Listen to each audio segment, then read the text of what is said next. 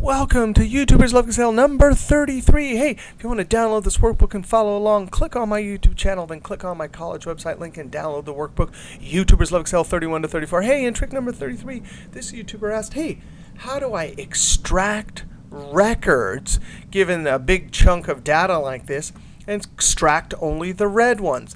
Now, it's relatively straightforward if you have 2007 and the reds cells are in just one field or column. If it's like this, I don't know of any easy way except for writing a bunch of code to extract those. That's, I don't know.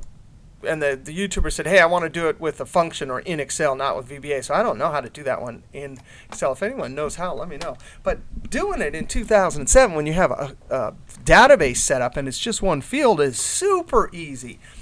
We're allowed to sort by color in 2007. So if you have a database setup, the field name's at the top, no blanks anywhere. You just click in the column, go up to Data, Sort. And this doesn't work in earlier versions. And then we're going to sort by, and I'm going to say date. And then sort on, cell color.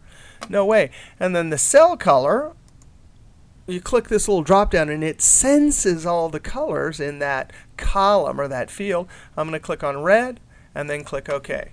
I'm going to Control Z in 2007. You can also do something cool. You can right click sort. No way.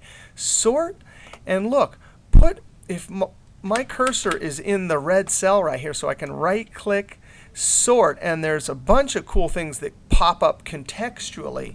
I hope this is in the video.